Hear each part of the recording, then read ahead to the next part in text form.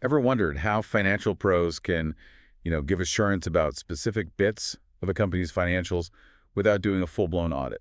Yeah, it's a common question.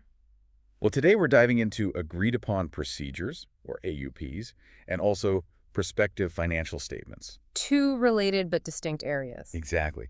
Think of it as understanding more focused financial checkups, and also how people look into the financial future. And our source material really lays out the standards for these kinds of engagements. So let's jump in.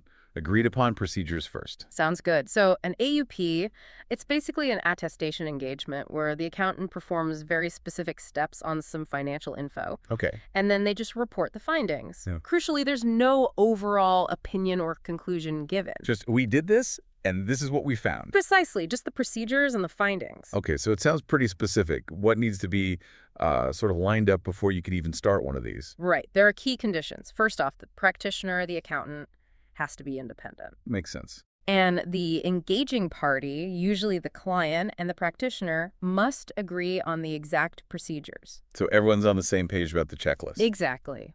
And they also need to agree on the criteria, the standards for measurement, and any materiality limits. Uh-huh. The subject matter itself has to be measurable, and the procedures need to lead to consistent findings. So you can actually get clear results. Yeah.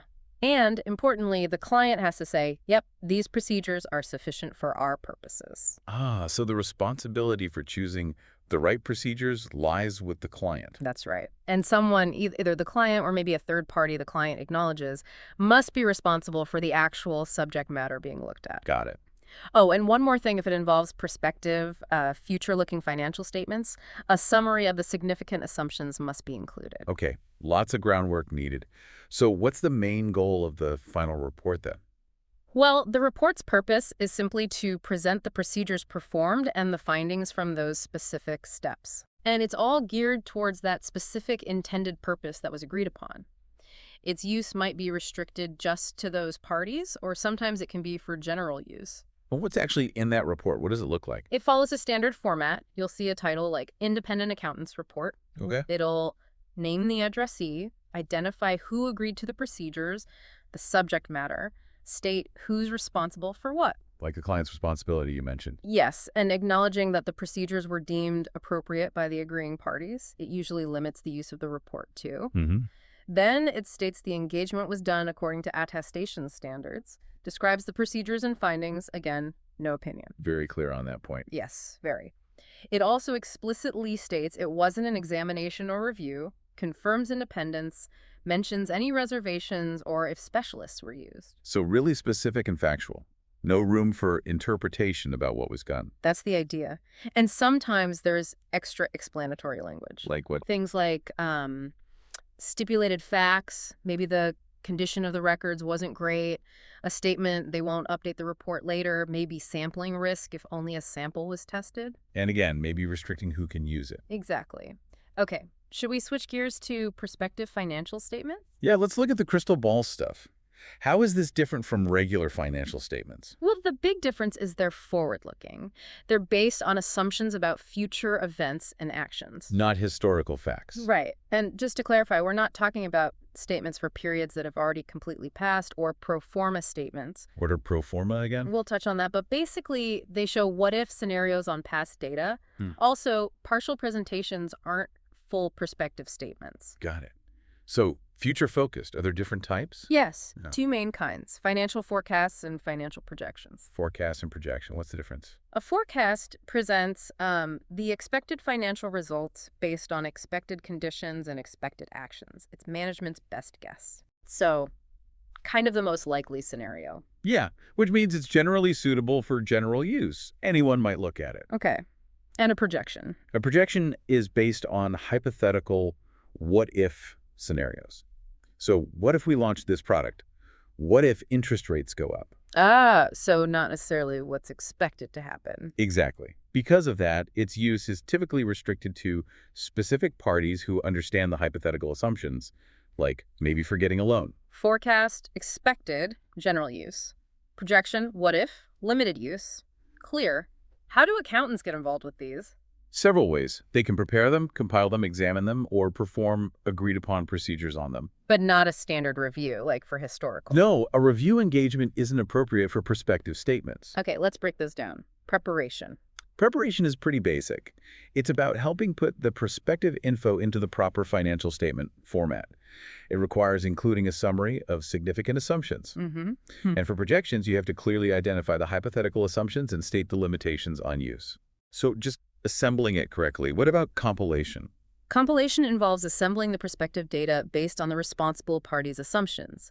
The accountant presents it, but provides no assurance. No opinion at all. None. They do read the statements to check for obvious errors in presentation or compilation, but that's it.